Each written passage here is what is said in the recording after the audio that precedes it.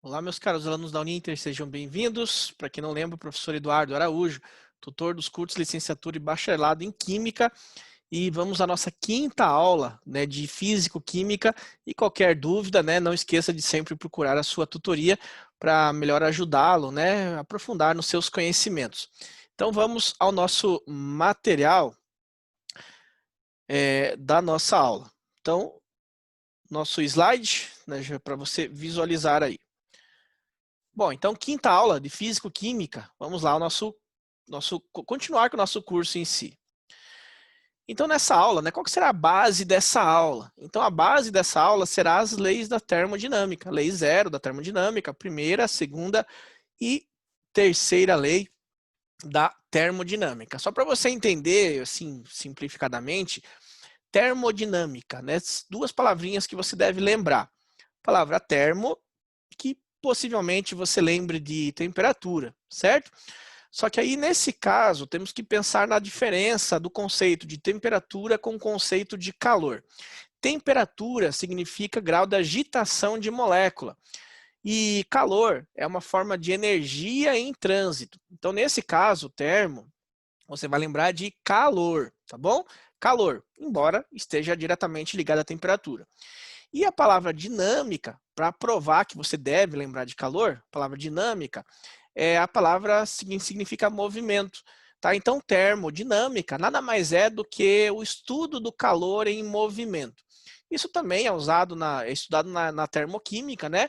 Reações que liberam calor, exotérmicas, reações que absorvem calor, são endotérmicas. E a termodinâmica também se propõe a estudar esse mesmo assunto, né? Claro, com um viés diferente, através de leis, um pouquinho mais com conceitos físicos, né, misturados com a química, por isso que é físico-química, né, mas em si tem a ver com essa relação da movimentação de calor, né, termodinâmica, movimentação de calor. E estaremos focando, né, nessa aula nas leis primeira, segunda e terceira e lei zero da termodinâmica. Então vamos continuar aí, vamos no nosso material. Então eu não vou falar em ordem, tá? Primeira, segunda, terceira, vamos colocar das mais, vamos colocar numa ordem facilitada para você entender. Então a segunda lei da termodinâmica, leia comigo ali, ó, ela trata da transferência de energia térmica. Indica que as trocas de calor para igualar temperaturas diferentes, que é chamado de equilíbrio térmico, acontecerá de forma espontânea, né? Ó, palavrinha-chave para você anotar no seu caderno, espontânea. Depois veremos do que se trata isso. O calor ele é transferido de forma espontânea do corpo de maior temperatura para o corpo de menor temperatura. Bom, vamos usar um exemplo bem simples. Imagine na sua mente agora aquelas balanças de pratos antigas. Então aqui, ó, imagine que minha mão são aqueles pratos da balança. Então você vai colocar uma massa nesse prato aqui, ó. Peguei uma tampinha, coloquei aqui, ó. O que vai acontecer? Essa balança fica mais pesada, né? Ela desce. E essa outra, ela sobe. Então quando há uma diferença de massa, o que acontece? As balanças, elas não ficam na mesma altura, certo? Ou seja, elas não estão em equilíbrio, né? A de maior massa fica embaixo e a de menor massa fica em cima. Agora, como é que você vai fazer para igualar? Essa que tem maior massa, né, imagine que você não tenha outra massa excedente. Então, essa que tem maior massa, o que você tem que fazer? Você tem que tirar daqui e colocar nessa que está aqui em cima. Então, essa aqui vai ficando mais pesada, ela desce um pouquinho, e essa aqui vai ficando cada vez mais leve, ela sobe um pouquinho, até o momento, ó, que as duas se igualam. Tá? Então é simplesmente um fluxo de massa. Da mais pesada, coloca na mais leve, até com que as duas cheguem ao equilíbrio. Agora vamos focar isso para a termodinâmica, né? Para essa lei. Dois corpos com temperaturas diferenciadas. Um com 10 graus Celsius, 10 graus, o outro com 30 graus Celsius. Então, esse que tem 30 graus Celsius, que tem 10 graus Celsius, o que acontece? Eles não estão em equilíbrio, né? Temperaturas diferenciadas. Aí eu vou pegar esses dois corpos e vou encostá-los. Ou pegar duas soluções, né, líquidas e misturá-las. O que vai acontecer? Esse que tem 10 graus Celsius começa a receber calor desse que é 30 graus Celsius, que tem a quantidade a temperatura está maior, né? Então, é como se fosse a balança. Então, esse com maior temperatura começa a fornecer calor para de menor temperatura. Aí esse de menor temperatura vai fazer o quê? Começa a aumentar a temperatura. E esse que está cedendo o calor começa a diminuir a temperatura, até com que os dois cheguem ao equilíbrio térmico, certo? Então, você pode perceber que o calor, ele precisa sair do corpo mais quente e ir em direção ao corpo mais frio, até eles chegarem no equilíbrio em si. Isso seria a representação dessa lei, ok?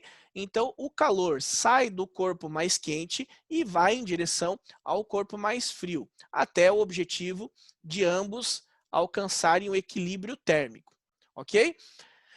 Só uma observação, 10 graus Celsius, 30 graus Celsius, eu somo os dois, 10 mais 30, 40, divido por 2, ambos ficarão com 20. Não faça isso, tá bom? Porque isso só vai acontecer em casos específicos. Se a concentração for diferenciada, se a substância for diferenciada, o equilíbrio químico, o equilíbrio térmico, não será a média simplesmente das temperaturas, tá bom? Tem outros fatores aí para você analisar. Não faça simplesmente uma média, que isso dificilmente vai dar certo, tá bom? Então, cuidado, tá? 10 graus Celsius, 30 graus Celsius, o equilíbrio não significa que ambos ficarão com 20, tá bom? Pode ser que ambos ficarão, por exemplo, com 15.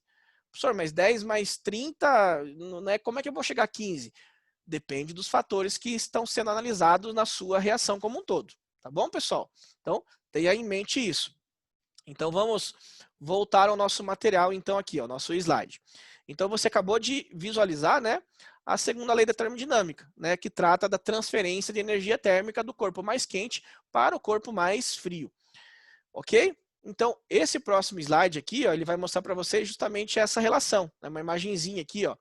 Então, ó, você tem a temperatura 1, né, imagine aqui, a temperatura 1, ó, aqui embaixo está falando que a temperatura 1 é menor do que a 2. Então, aqui você tem uma temperatura menor, que está em azul, e o que está em vermelho é a temperatura maior. Então, perceba o fluxo de calor. Ó. Então, o fluxo de calor, ele vem para a direita, né? Nesse caso aqui do nosso slide. E esse fluxo de calor até é o objetivo de ambos ficarem isotérmicos, né? Ou seja, com temperaturas iguais. Isso é influenciado, por exemplo, ó, pela área de secção aqui. Ó. Se eu tiver uma área maior, o fluxo vai ser maior, vai passar mais calor, né?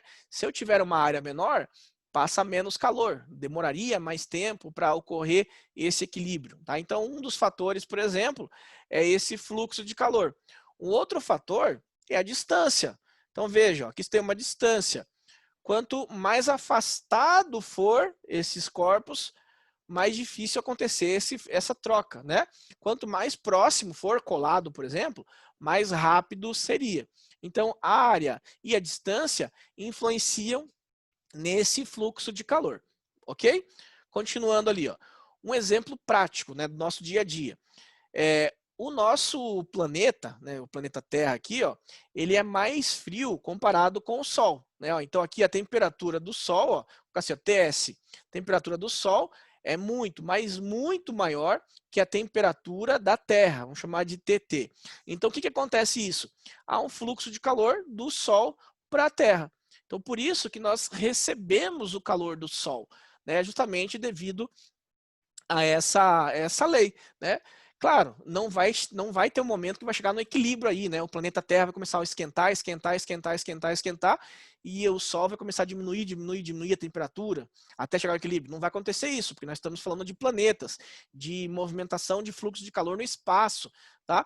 Então, e também a perda de calor do planeta Terra, né? Então não vai ter não terá esse equilíbrio. Mas, de uma forma geral, utilizando essa lei, né, nós recebemos calor justamente devido ao fato da nossa temperatura ser menor. E o fluxo de calor vai sempre de maior calor para de maior temperatura para o de menor temperatura, ok? Então vamos adiante. Como eu disse para vocês, ó, vai ter uma certa perda de calor recebida do Sol. Né? E aí, por exemplo, isso chamamos de rendimento. O que é o rendimento? né? Só para você entender de uma forma facilitada aqui o rendimento. Vamos pensar num automóvel, um automóvel flex. O que é o automóvel flex? É aquele que anda, por exemplo, a gasolina e a álcool, certo? Se você tem esse carro, né, se você já andou num carro desse, você pode perceber que o álcool ele gasta mais rapidamente a gasolina, né? Então você coloca 10 litros de gasolina e 10 litros de álcool. Esses 10 litros de gasolina, você vai conseguir andar uma distância maior.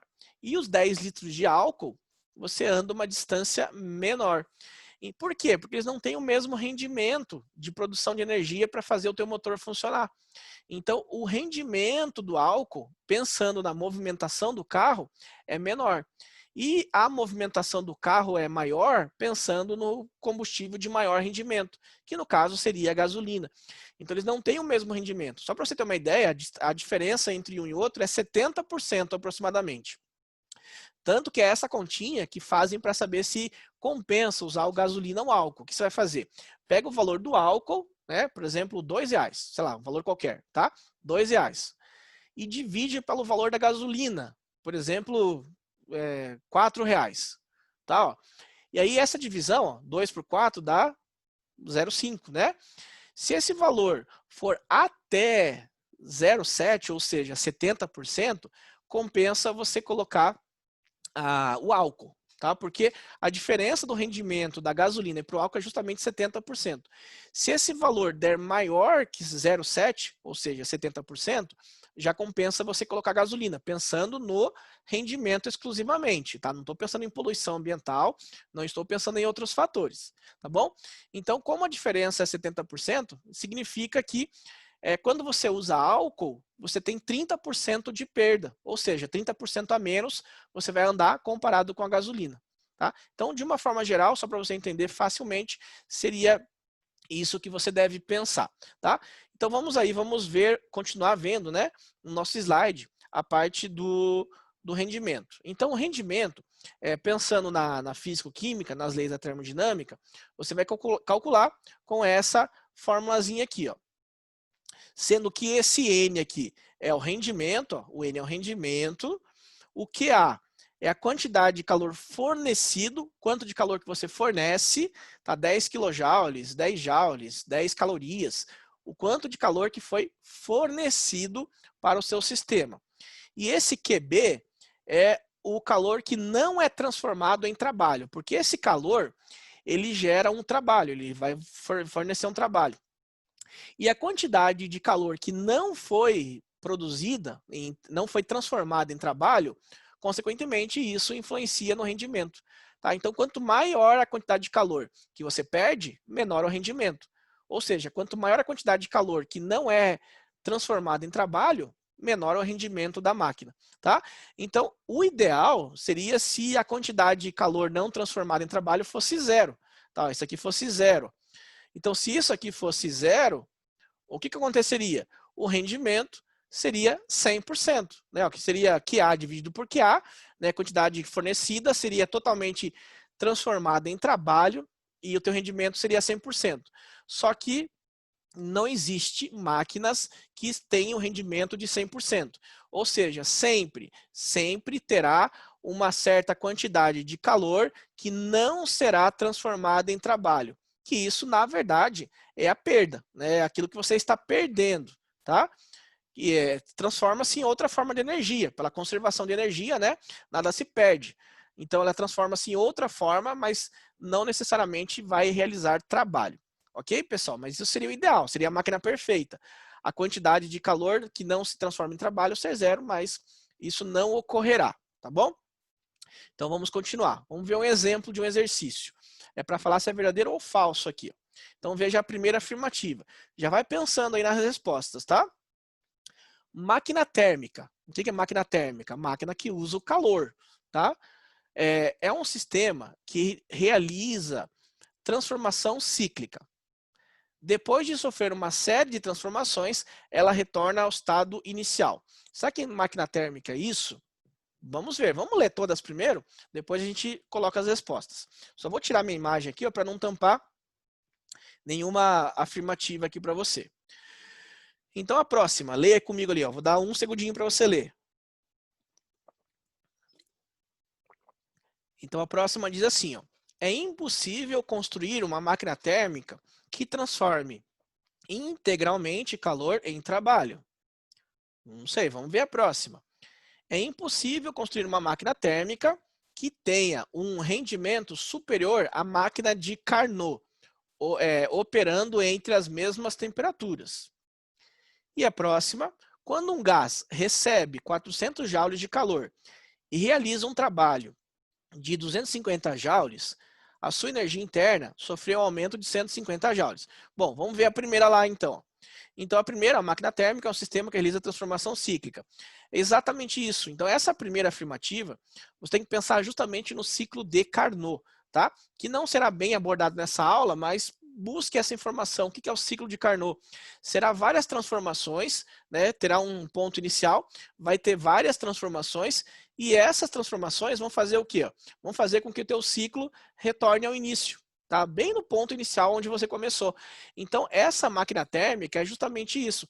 É um movimento cíclico, né, que teoricamente haveria a menor perda possível, ou seja, teria o maior rendimento possível. Tá? E aí isso tem a ver com o ciclo de Carnot, que é justamente esse ciclo. Tá bom? Então, a primeira é verdadeira. Olha a segunda. É impossível construir uma máquina térmica que transforme integralmente calor em trabalho? Foi o que eu acabei de comentar com vocês. 100% é impossível. Então, realmente é impossível acontecer isso. A próxima. O calor é uma forma de energia que se transfere espontaneamente do corpo de maior temperatura para de menor temperatura? Exatamente a lei da termodinâmica que nós debatemos agora há pouco, né? Então, verdadeira. Próxima, é impossível construir uma máquina térmica que tenha um rendimento superior à máquina de Carnot. Exatamente. Esse ciclo de Carnot vai fazer com que essa máquina tenha o maior rendimento possível. E você não vai conseguir ter um rendimento superior a esse rendimento da máquina de Carnot. Então, essa é verdadeira. Esse ciclo faz com que haja a menor quantidade de perdas possíveis. E a última, que deve ser bem discutida com vocês, ó, vamos fazer umas letrinhas para você visualizar. Então, vamos aqui. Ó. Quando um gás recebe 400 de calor, vamos chamar assim, ó, calor recebido de quê? Calor recebido, vamos usar a letra Q. Realiza um trabalho. Trabalho, vamos usar a letra T, ó, meio tortinha assim, ó, tá? Ó. Vamos usar um T meio torto assim. Ó. Vamos falar que isso aqui seja trabalho. A sua energia interna, vamos abreviar, energia E.I, energia interna. Sofre um aumento de 250. Agora, visualize uma fórmula, vou colocar aqui em cima. Ó. Quantidade de calor recebido deve ser igual ao trabalho exercido mais o valor da energia interna. Alguns slides posteriores, você vai ver que isso aqui é uma lei, tá bom? Isso é uma lei, deve ser seguida. Então, vamos pegar os dados que ele forneceu. Um gás recebe 400 de calor. Então, o que aqui? Ó, 400 joules. Tem que ser igual ao trabalho. Realiza um trabalho de 250. Então, vamos colocar aqui, ó, 250. Mais o valor da energia interna, né, que é justamente o que faz com que o rendimento não seja 100%, né? Seria 150 aqui no caso. 150. Então, a energia interna é justamente a energia que não é convertida em trabalho, tá? Então, veja aqui, ó, 400 igual a 250 mais 150. 450 e 150 não é exatamente igual a 400? Então, você viu ó, que 400 é igual a 400. Isso tem lógica, né? Então, essa última afirmativa, ela é verdadeira, de acordo com essa lei aqui que nós debateremos um pouquinho mais adiante, tá? Anote essa fórmula, que ela será discutida daqui a alguns slides.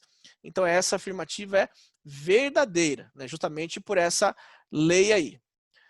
Continuando, então, né? Vamos falar agora sobre espontaneidade. Vamos colocar o português correto aqui, né? Espontaneidade. Então, o que é a espontaneidade? A espontaneidade, existe um termo que é chamado de entropia. O que é essa entropia? Vamos chegar próximo de você aqui para você entender. Então, a entropia é o grau de bagunça, tá? Então, ao invés de falar entropia, fale entropia, porque falar bagunça é feio, né? Fale em entropia, mas pense na sua cabeça bagunça. Então, quanto maior for a bagunça de um sistema, maior será a sua entropia. Quanto menor for a bagunça de um sistema, menor a entropia. Para você entender bem que a espontaneidade, que significa que uma reação tem a tendência de ocorrer, ela tem a ver com a entropia, vamos dar alguns exemplos de reações de transformações espontâneas. Por exemplo, eu vou pegar um pouco de sal e colocar na água e vou dissolver. Será que isso é espontâneo ou não? Quando você pega um pouco de sal e coloca na água, esse sal ele se dissolve na água naturalmente? Sim, se dissolve. É natural o sal se dissolver na água. Você pode perceber que a água do mar é justamente sal dissolvido em água. E ninguém fica lá mexendo, fazendo as coisas para que esse sal seja dissolvido. Ele se dissolve naturalmente. Então, isso é um processo isso é um processo espontâneo. Agora, vamos pensar o processo inverso. Você vai querer tirar o sal da água. Será que se eu pegar um pouco de água salgada, deixar sobre a minha mesa aqui, né? Hoje, por exemplo, no dia que estou gravando, está bem frio o dia. Será que essa água e esse sal, eles se separarão? Né? Não, não vai separar, vai ficar dissolvido. Eu vou precisar fazer uma destilação, vou precisar fazer uma evaporação, ou seja, eu vou precisar fornecer calor para aquela água com sal. A água vai evaporar, né, pensando na destilação, ela evapora, aí depois eu condenso novamente, transformando ela em líquida. Então eu preciso fornecer energia, fornecer calor para que eu consiga limpar essa água do mar, né? Então, isso é um processo não espontâneo, certo? Então, processos que eu forneço energia é não espontâneo. Processos que eu não forneço energia ou até eles produzem energia são processos espontâneos. Um outro exemplo, pilha e eletrólise, tá? Que é estudado na eletroquímica. Pilhas, você pega uma energia química, né, uma reação química e transforma em energia elétrica. Ela produz energia elétrica. Então, se ela produz e não consome, é uma reação espontânea. Reações de pilhas são reações espontâneas. Agora você pensa, por exemplo, eu vou pegar a bauxita, o Al2O3, o óxido de alumínio hidratado lá, né? Pegar o Al2O3 como base. E eu quero produzir o alumínio somente. O que eu faço? Eu aplico um processo eletrolítico. Eu coloco energia, forneço energia e eu consigo fazer a separação do alumínio com o oxigênio. Então, esse processo eletrolítico, que nada mais é do que fornecimento de energia para que você separe substâncias, é um processo não espontâneo. Fornece energia, ok? Ele gasta energia. Então, espontâneo não gasta energia, ou às vezes até produzem energia, e eletrólise, processos que não gastam, forçado, né? Eletrólise, no caso, processos que gastam energia, ok? Então, pensando na espontaneidade, que está diretamente ligado ao grau de bagunça. Vamos pensar assim, ó, temperatura. Qual que é o conceito de temperatura? Temperatura é grau de agitação de molécula. Então, imagine que a minha mão, ó, sejam moléculas de substâncias sólidas, tá? Tem um sólido e as minhas duas mãos sejam duas moléculas que fazem parte desse sólido. O que é o sólido na prática? O sólido significa maior organização possível e menor agitação possível. Vamos recapitular? Vamos voltar para o slide, ó, que você vai entender melhor. Que eu acho que vai ficar mais fácil você entender aqui comigo escrevendo. Então, você vai pensar assim, ó, o estado sólido. No estado sólido, você tem as moléculas completamente organizadas, o grau de organização é maior. Então, a movimentação delas é praticamente nula, né? A energia cinética das moléculas no estado sólido, energia cinética, energia de movimentação, ela é extremamente baixa, muito baixa. Vamos até aumentar essa seta aqui, ó.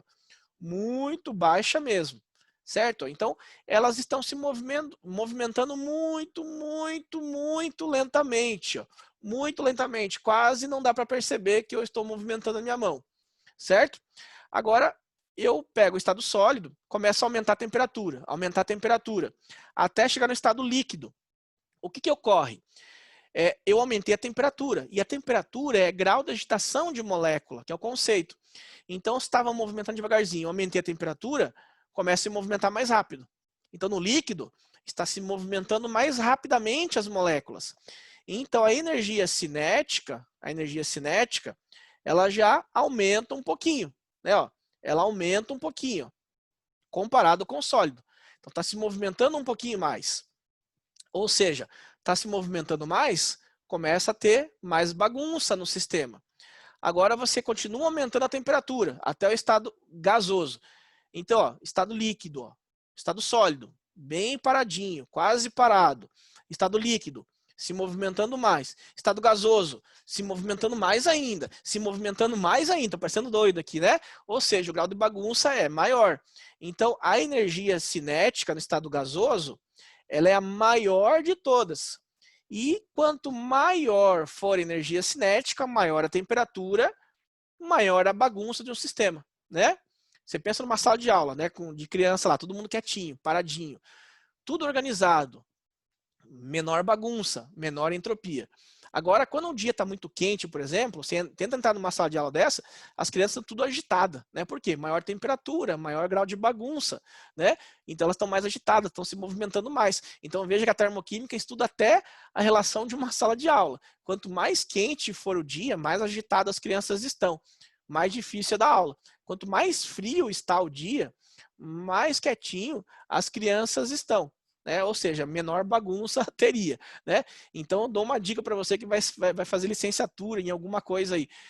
Entra na sala e deixa o ar-condicionado ligado no mais frio possível. As crianças vão ficar tudo quietinha lá, paradinha, porque a temperatura vai ser menor e o grau de bagunça vai ser menor. A entropia vai ser menor, elas vão ficar mais organizadinhas, né? Não faça isso, coitada das crianças, né? Mas, enfim, uma brincadeira só para você entender aí, tá bom? Então, veja que o grau de bagunça, a entropia, está diretamente ligada à temperatura. Por que eu falei isso? Porque existe uma regra que chama-se regra das colisões. Para uma reação ocorrer, as moléculas elas precisam se chocar. Né? Então, ó, um átomo A e um átomo B se chocou. Se ela tiver energia suficiente para romper as ligações dos reagentes e formar ligações novas para os produtos serem formados, e também tiverem orientação favorável, a reação ocorre. Tá? Então, se tiver geometria favorável e também tiver energia mínima suficiente, que é chamada de energia de ativação, e tiver o choque, né, essa reação ocorre. Tá bom? Então, isso é de uma forma muito simplificada a teoria das colisões. Então, imagine um estado sólido. Ó. Ela está vindo muito lentamente uma contra a outra. Muito lentamente. Porque zero nunca vai chegar. O zero absoluto, que é o 273,15 graus Celsius negativo, as moléculas estariam completamente paradas. Né? Elas não se movimentam. Agora, como esse valor é um valor fictício, né? Você vai ver daqui a pouquinho alguns slides, ela sempre vai ter um valor um pouquinho maior do que esse, né? Ou seja, 273,15 negativo, que seria relacionado ao zero absoluto, né? Que seria lá o zero Kelvin. Então, ó, quando ela está se movimentando bem devagarzinho em estado sólido, a possibilidade de choques é muito pequena. Então, a possibilidade de reações é muito pequena. Isso faz com que a possibilidade dela ser espontânea seja menor. Agora você pensa, no estado líquido, começa a se movimentar mais rápido, haverá mais choques. Então está se movimentando mais rápido, maior bagunça, né? Tem mais choques. Isso faz com que a quantidade de choques aumente, a velocidade da reação aumenta, e isso também faz com que a possibilidade de ser espontânea aumente também. Agora no estado gasoso, começa a se chocar muito rápido, né? Começa a se chocar. Então, a possibilidade de ser espontânea é maior ainda. Tá? Então, pensando na entropia, ela dá essa possibilidade. Maior agitação, maior número de choques, maior a probabilidade de ser espontânea. Tá bom? Então, tenha em mente isso. A diferença que você tem das temperaturas mostra isso. Tá? Então, aqui ó, teria a entropia, né? Ó, o valor da entropia. Maior de todas, a entropia é o S. Então aqui é maior entropia, maior bagunça. E aqui menor energia cinética, mais organizado. O valor da entropia, colocar como ΔS para você não confundir com o sólido do S aqui. Ó. Então, ΔS, a variação aqui seria a menor de todas, ou seja, mais organizado. O estado líquido seria o processo intermediário. Se eu fosse colocar num gráfico, seria mais ou menos assim. Ó. Imagina estado sólido, você aumentando a temperatura. Então, está aumentando a temperatura, aqui está no estado sólido. Aí, aqui no eixo Y, eu vou colocar valores da entropia, ΔS. Então, e aqui os valores ó, da temperatura. Então, você vai aumentando a temperatura do estado sólido, você vai aumentando a entropia, né, porque vai começando a se movimentar mais rapidamente, até chegar ao ponto de fusão, que aí ó, dá um salto brusco aqui. Ó. Então, esse salto brusco seria o processo de fusão, que a substância se transforma num líquido. E aí, no estado líquido puro, ó, começa novamente a aumentar a entropia um pouco mais lentamente, nos estados puros, né? Então, aqui seria o estado líquido. Vai chegar a um certo ponto que ela chega no ponto de ebulição. E aí, ó, dá um salto de novo, e aí no estado gasoso puro, começa a aumentar de novo até um certo limite. E aqui seria o estado gasoso. Então, percebam, aqui o estado sólido tem o menor valor de entropia de todos. Aqui seria o ΔS para o estado sólido. O estado líquido aumenta bastante. Ó. E o estado gasoso, né, ó, nem coube aqui no meu gráfico, que estaria para cima, o estado gasoso teria o maior valor de entropia de todos. Tá? Ou seja, uma possibilidade, não necessariamente será espontânea. Porque a espontaneidade, ela não depende somente do grau de bagunça, ela depende de outros fatores também. Mas isso dá um indício da reação, ter uma possibilidade, né, de ser espontânea ou não, ok? Continuando ali, ó, essa imagem mostra isso que eu falei para vocês. O estado sólido, né, ó, estado sólido, maior grau de organização, né, menor ΔS. Então veja que o ΔS ele está aumentando para a direita, né? Ó, aqui seria o menor de todos, né? Que nem eu falei, ó. Aqui o ΔS é o menor de todos. Aqui o estado gasoso, o ΔS, que é o grau de bagunça, seria o maior de todos. Então ele vai aumentando, tá vendo? Ele vai aumentando. Exatamente da forma que eu falei. Então ele aumenta para a direita, ó, e consequentemente diminui para a esquerda, ok? Então vamos aí, vamos em frente. Agora sim, vamos ver uma relação da entropia com a espontaneidade, tá? Então, a entropia em si, como eu disse para vocês, ela não significa que uma reação seja espontânea ou não. A espontaneidade de uma reação depende da energia livre de Gibbs, que é o ΔG. Então, o que é o ΔG? O ΔG é igual ao ΔH. O que é o ΔH? É a variação da entalpia, menos o T. O que é o T? Seria a temperatura, vezes o ΔS. O que é o ΔS? A variação da entropia. Tá? Então, esse ΔG, você teria três possibilidades para essa conta. O ΔG, ele poderia ser maior do que zero, ou seja, valores positivos. Ele pode ser menor do que zero, valores negativos. Ou ele poderia ser igual a zero. ΔG igual a zero. Que não seria nem positivo nem negativo, né? Caso ele seja menor do que zero, a sua reação será espontânea, tá bom? Caso ele seja maior do que zero, a sua reação será não espontânea. Caso ele seja igual a zero, estaria em equilíbrio, tá bom? Equilíbrio químico, né? Velocidade da reação direta e inversa seria igual, tá? Então tem a ver com o conceito de equilíbrio também. Então, o que define a espontaneidade, né? O que define isso é o ΔG. Só que perceba o seguinte, ó, o ΔS, ele aparece aqui, ó. Se eu tiver um ΔS muito alto, quando que eu terei ΔS alto? No estado gasoso, ele é mais alto. Perceba que na fórmula tem um valor negativo aqui. Então, se esse ΔS for muito alto, a tendência do ΔG é ser negativo, certo? Se eu tiver um ΔS muito, muito baixo, a tendência desse ΔH é ser positivo. Tá? Então, esse ΔS, juntamente com a temperatura, é claro, e também com o ΔH, ele fornece o valor da energia livre de Gibbs, que é justamente o que mostra se é espontânea ou não, conforme vai mostrar aí. Ó.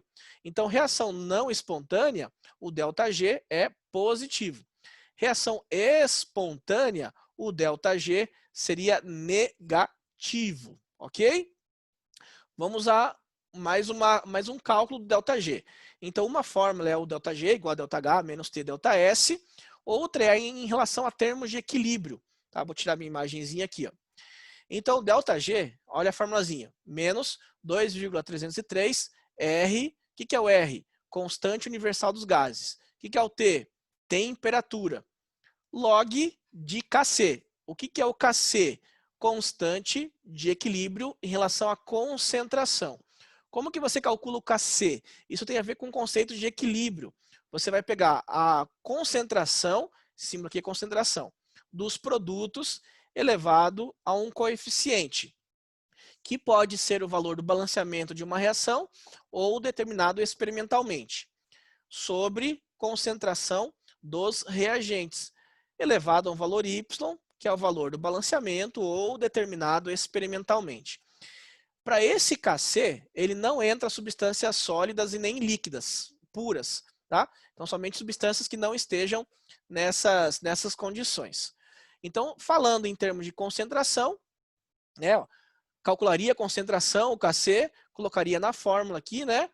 Colocaria o valor da temperatura aqui que você está mexendo, a constante universal dos gases, multiplicaria pelo 2,303 negativo e acharia o valor do ΔG, ok? Então, sendo positivo ou negativo, né? Você define ali se vai ser espontâneo ou não. Agora, se eu estiver falando de substâncias gasosas, você pode usar essa fórmula aqui. Ó. Veja que é a mesma. 2,303 negativo, RT log. Né? Veja que é a mesma. Só que aqui apareceu o Kp, exclusivo para substâncias que estejam no formato gasoso, no estado gasoso. Tá, ó. Então, você não usaria a concentração, e sim a pressão parcial. Então, veja que para você calcular a constante de pressão, vai ser ó, a pressão parcial dos produtos elevado ao balanceamento ou tirado experimentalmente sobre a pressão parcial dos reagentes elevado ao balanceamento Y ou tirado também experimentalmente. Calcularia o Kp, né, e aí fica legal você dar uma pesquisada na parte de equilíbrios, cálculo de constante no equilíbrio químico, que não dá tempo de falar tudo, né? Aí você colocaria aqui ó, o Kp aqui, ó, e acharia o valor do ΔG, né? Da mesma forma, vendo se a reação seria espontânea ou não. Ok, pessoal? Então, é uma forma de você calcular. Então, vamos a um exemplo ali, ó, um exemplo de cálculo. Um exemplo de exercício. Vamos anotar os dados. Então, calcule a variação da energia livre. O que é energia livre? É o ΔG. Ele pediu para você calcular isso. Tá? Então, vamos lá. ΔG, que eu preciso calcular. Da formação da amônia a 25 graus Celsius. O que é 25 graus Celsius? Temperatura. Então, a tua temperatura, vamos anotando os dados primeiro. 25 graus Celsius. E 1 atm. O que é atm? É a unidade de pressão. Então, aqui, ó, pressão seria 1 atm. Certo? 1 atm seria a tua pressão total.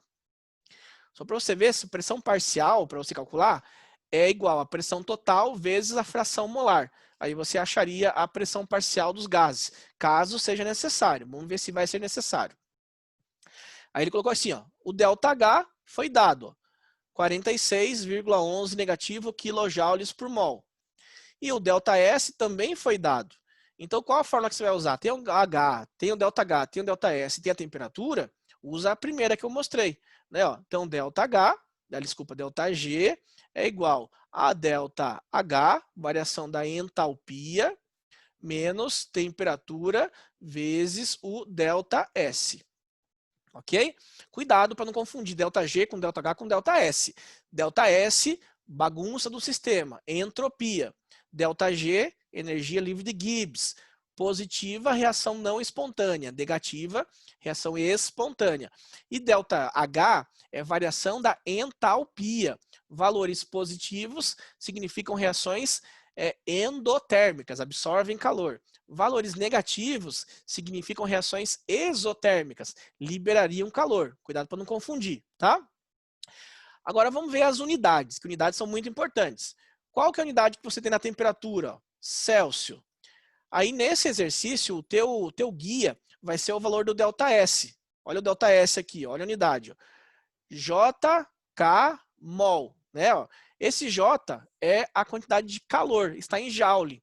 Agora compara com o seu ΔH. Não está em joule, está em quilojoule. Então precisa estar na mesma unidade. Como é que se transforma joule em quilojoule?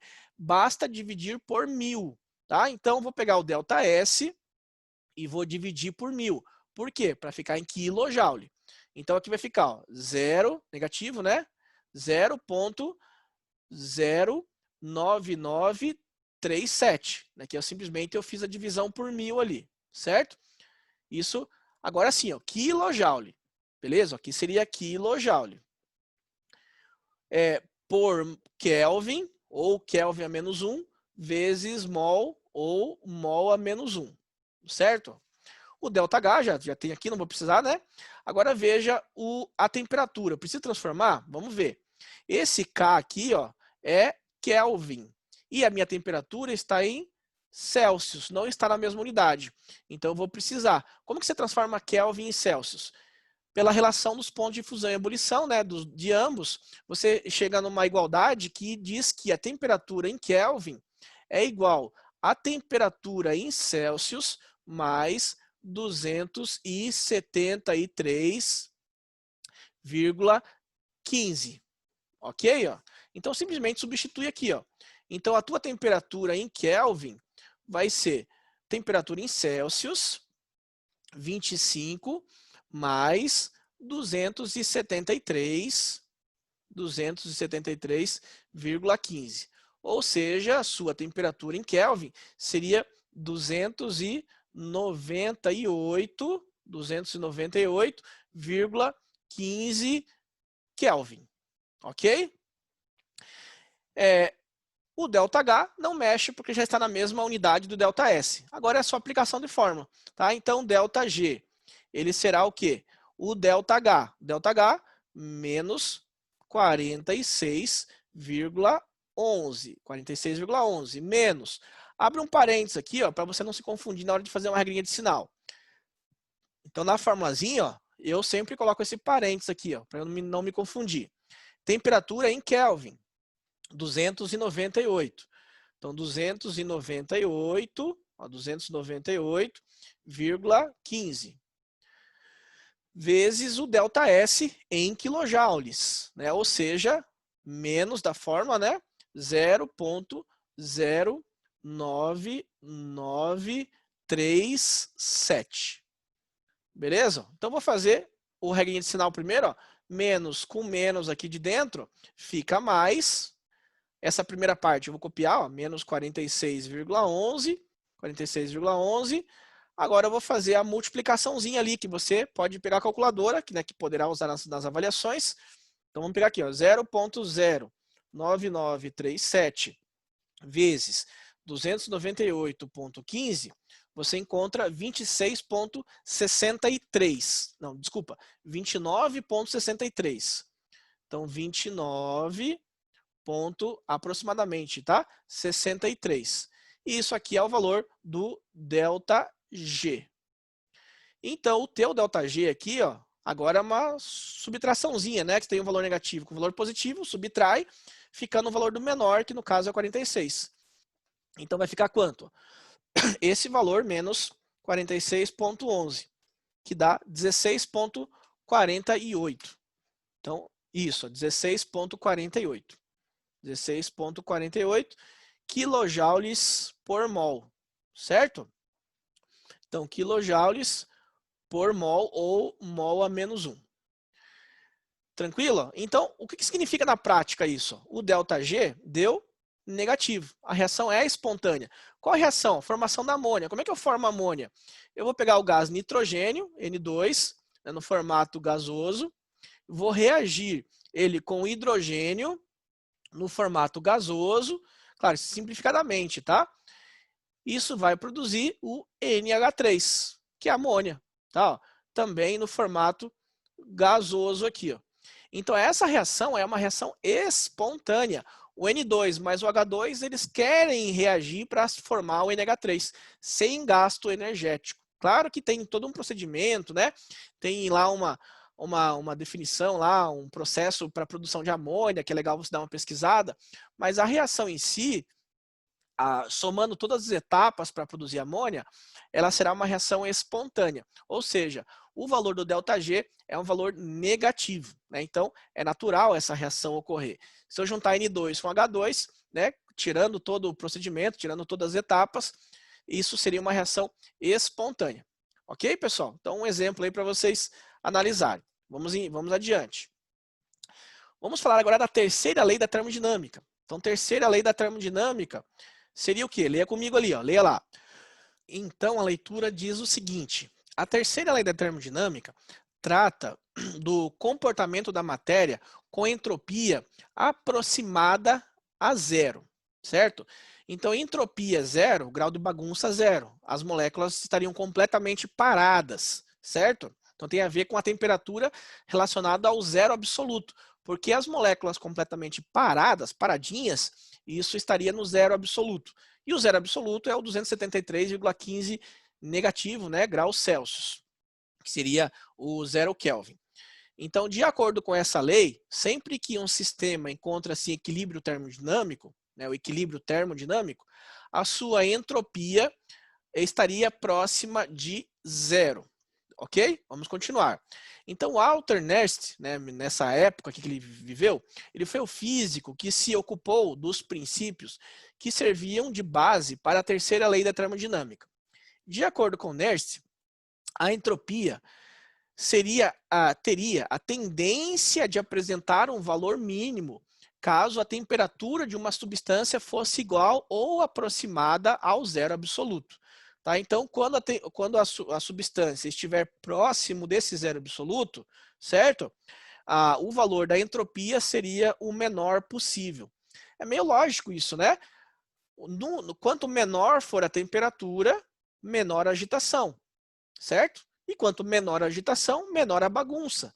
Então, isso é simplesmente uma descrição daquilo que nós já sabíamos, tá? Que é justamente a tendência dessa lei. Se eu me aproximar do zero absoluto, que é o valor máximo de temperatura, né? Máximo não, valor mínimo de temperatura, consequentemente a agitação seria menor, né? Tendendo então a entropia a ser próxima de zero, ok? Porque não teria bagunça ali, né? Então é isso que está dizendo ali a lei. É simplesmente uma descrição daquilo que nós já sabemos.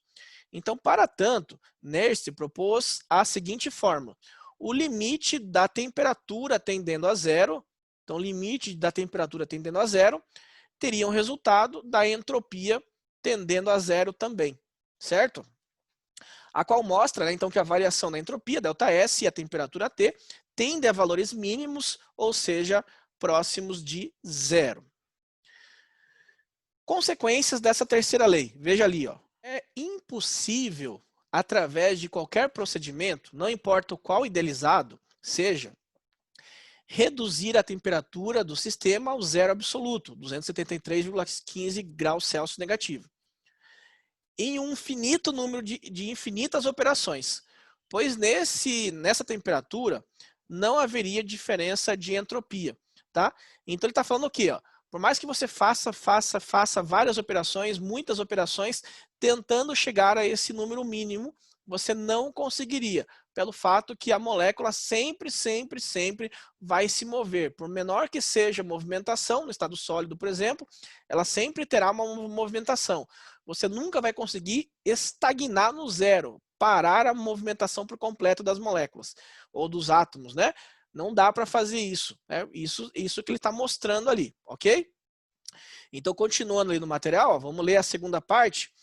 Então ele falou, ó, outros pesquisadores, ele não, né? Outros pesquisadores acabaram descobrindo que o zero absoluto poderia ser encontrado apenas nos gases. Isso em condições bem especiais.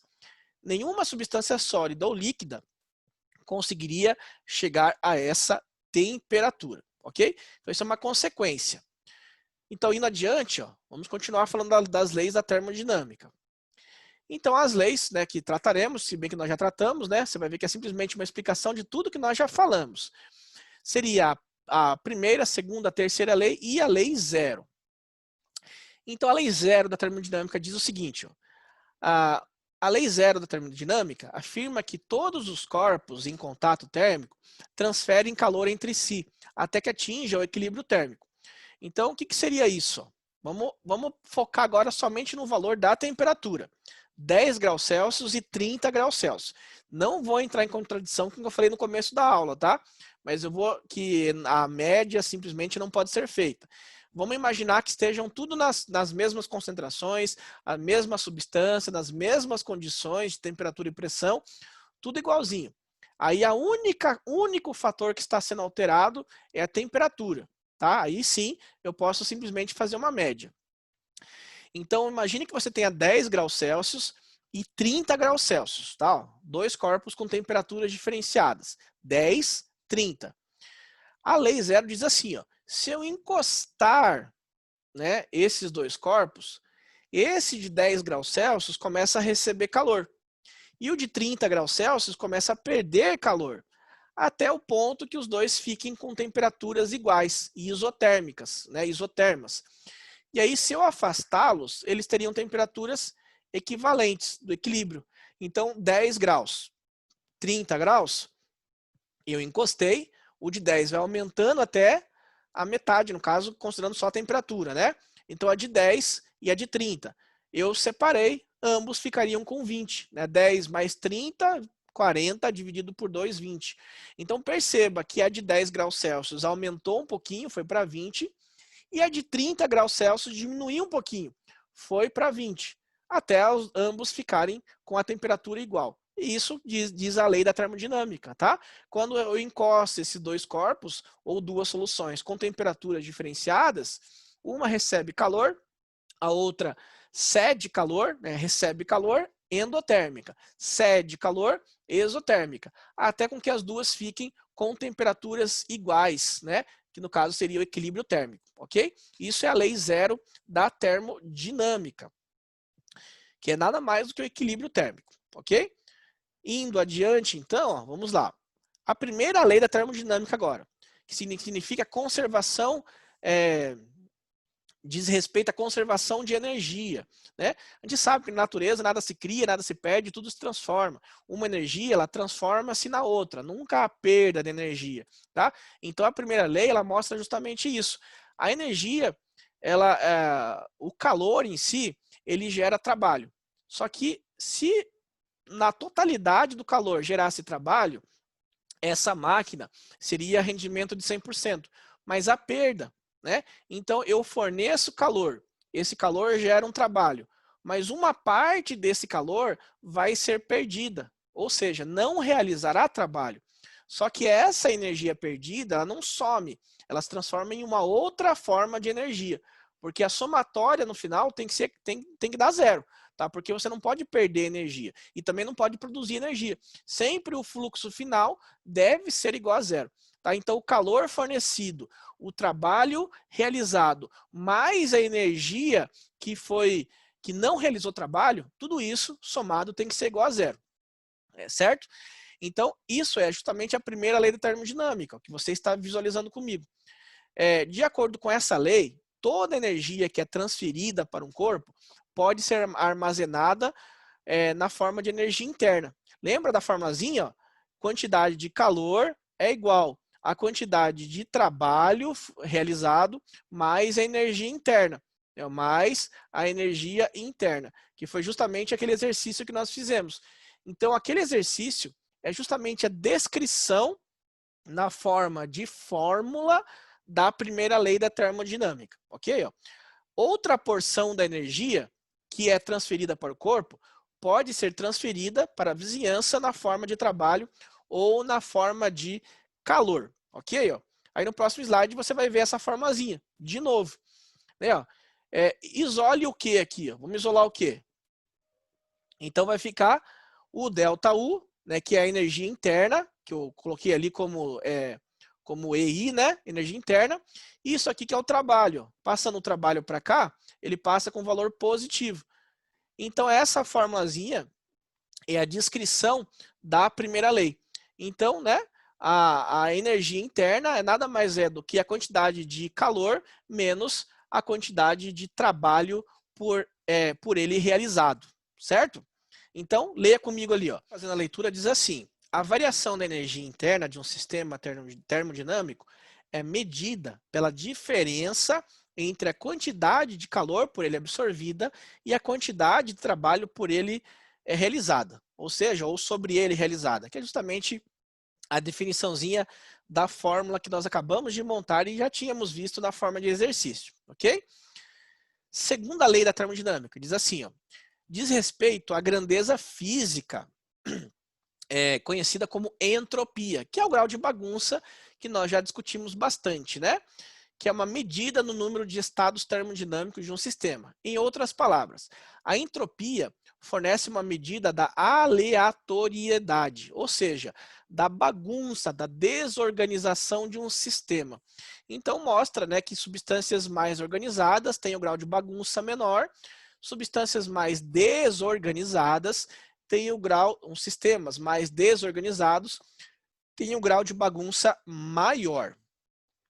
Terceira lei da termodinâmica diz que diz respeito ao limite inferior da temperatura, que seria o zero absoluto, né, que é o 273 graus Celsius negativo. De acordo com essa lei, não há como um corpo atingir a temperatura do zero absoluto, né? Ou seja, já discutimos isso, né? Porque a entropia seria zero, porque a temperatura está com limite do zero, né? Então, é praticamente impossível acontecer isso, certo?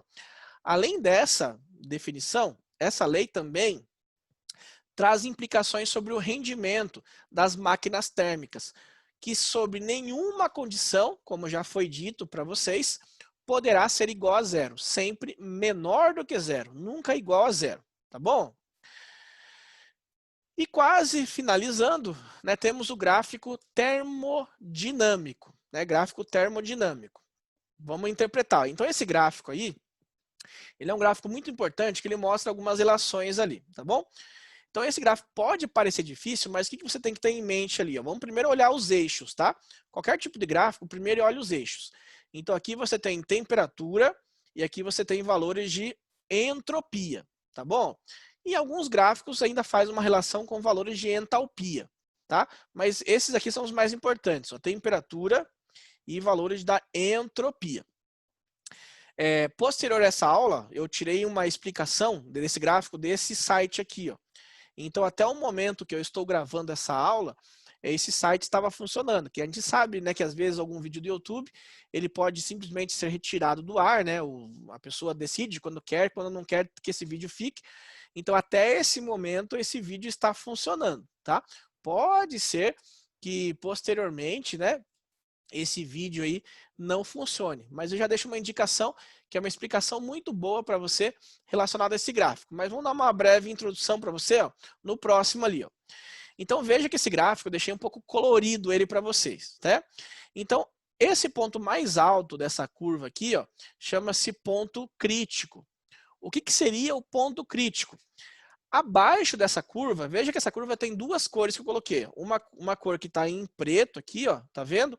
Essa cor que está em preto, qualquer ponto sobre a curva, né, ó, exatamente sobre essa curva, ou seja, uma certa entropia, lembra que aqui é entropia, né? Ó, e uma certa temperatura, se esse ponto der exatamente sobre essa curva que está escura, essa substância estaria no estado líquido, certo?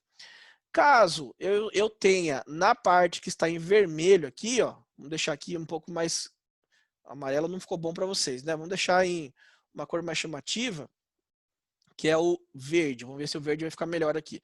Não, verde também não, porque a curva ali está em verde. Por roxo. Roxo acho que vocês vão conseguir ver. Então imagine um ponto que está aqui, ó, um ponto roxo aqui, ó. Então ele vai ter aqui, ó, uma certa entropia, né, ó, e uma certa valor de temperatura aqui. Então, se der exatamente sobre essa curva vermelha, essas substâncias estariam no estado gasoso, né, ou vapor. Agora, entre essas curvas, né, ou seja, essa parte central aqui do gráfico, né, ó, essa parte central do gráfico, você teria uma coexistência de fases, né, que seria o líquido mais o vapor. Mas você tem um ponto onde não é mais possível você conseguir ter essa coexistência de fase, que é justamente o ponto crítico. Então, acima desse ponto crítico, perceba que você já não consegue mais ter essa coexistência. Então, é a condição, ó, veja aqui do ladinho, ó, ponto crítico. Então, é a condição limite para a coexistência de uma fase líquida e de uma fase vapor. Acima desse ponto crítico, você já não consegue mais ter essa coexistência, tá bom? Outras linhas importantes. Veja que você já percebeu, né, que no eixo Y são temperaturas. Então, as linhas que são horizontais, ó, começar em roxa, são processos onde a temperatura seria um constante. Por exemplo, essa aqui, ó, 500 graus. Então, qualquer ponto que você pegue sobre essa curva, sobre essa linha, na verdade, seriam temperaturas constantes. Ou seja, seriam processos isotérmicos. Agora, em laranja, que está ali, ó, vamos pegar aqui, ó, laranja. Qualquer ponto que você pegue sobre essa curva em laranja, se você puxar aqui para o teu eixo Y, teu eixo X, aliás, você teria valores de entropia. Então, da mesma forma, teriam valores constantes. Então, valores constantes de entropia, você tem processos que são chamados de isentrópicos, ou seja, mesmos valores de entropia, ok? Essas linhas que estão em verde, elas são chamadas linhas de qualidade. O que são as linhas de qualidade? Leia comigo ali, ó. Linhas de qualidade. Elas são nada mais do que uma razão, uma divisão entre a massa da fase vapor e a massa total. Tá? Então, você pode colocar assim, ó, linha de qualidade nada mais é do que uma razão da massa de vapor sobre a sua massa total. Então, é uma porcentagem que indica a massa de vapor que você tem, tá? Então, quanto menor for esse valor, ó, quanto mais próximo de zero, consequentemente, menor a fase de vapor. É claro, quanto mais para a esquerda, ó, estaria na fase líquida, né? Então, teria mais líquido comparado com o vapor. E quanto maior for esse valor, deixa eu tirar minha imagem aqui, ó. Quanto maior for esse valor, mais próximo da linha gasosa fica.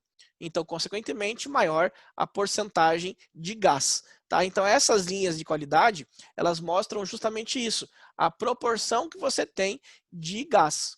Consequentemente, acaba informando também a proporção gasosa, né? Então, se eu tivesse aqui, por exemplo, 60% de gás, consequentemente, eu teria 40% de líquido, né, comparado com as duas ali. Então, essas linhas de qualidade, elas mostram essa relação para vocês. Ok, pessoal? Então, de uma forma geral, ó, o ponto crítico é isso, né? Ó, condição limite para a coexistência de uma fase líquida e de vapor, e as linhas de qualidade, razão entre essas, entre a massa de vapor e a massa total. Tranquilo? Então, espero que vocês tenham gostado, né? Espero que tenham entendido bem a explicação. E qualquer coisa, pessoal, colocamos à disposição ali na tutoria, né? Eu sei que físico-química às vezes é meio complicado, mas eu vou dar uma dica para vocês. Não fique somente nesta aula gravada, porque isso é muito pouco para o seu aprendizado, né? Isso é só um norte para você saber o que mais procurar. Então, utilize a sua biblioteca virtual, né? Tem vários livros. Eu sei que muitos alunos falam, puxa vida, mas eu não gosto de ler virtualmente, né? Dói os olhos, mas tudo isso é questão de costume. Pensa assim, ó, você tem uma grande quantidade de livros à sua frente, uma biblioteca gigantesca, com vários livros, com um simples clique, né? Você consegue visualizar várias obras. Então, essa biblioteca ela deve ser usada para os seus estudos, tá? Também deve ser buscada a tutoria, tá? Sempre buscando as suas dúvidas, tirando as suas dúvidas. É claro que para isso você tem que ter estudado antes, né? Porque quem não estuda não tem dúvida, né? Quem não tem pergunta não tem dúvida porque não estudou. Então é bem importante você estar estudando, vendo essas aulas, é claro, por isso que estamos gravando, mas também as aulas ao vivo. É muito importante você participar de todas. Tenta colocar na sua agenda a participação das aulas ao vivo relacionada ao seu curso, a qual você está fazendo, que é o momento que você tem o contato com o professor, que você consegue conversar com ele, mesmo que de forma ali pelo chat, mas você consegue perguntar no momento presencial. Então não deixe de participar com a maior quantidade possível dessas aulas, né? E eu tenho certeza que com isso, dando essas dicas, né? Colocando horários fixos para estudar, né? Fazendo um cronograma de estudo, procurando informações além dessas videoaulas, lendo o material, buscando livros da biblioteca ou mesmo livro físico em alguma biblioteca que tenha próximo à sua casa, e assistindo as aulas ao vivo, eu tenho certeza que você vai conseguir compreender bem todos os conteúdos, independente de qual seja. Ok, pessoal? Então, como eu disse, a parte da tutoria é bem importante e eu me coloco à disposição para ajudá-los. Então, um grande abraço, né? Deus abençoe, bons estudos e até a próxima aula. Até mais.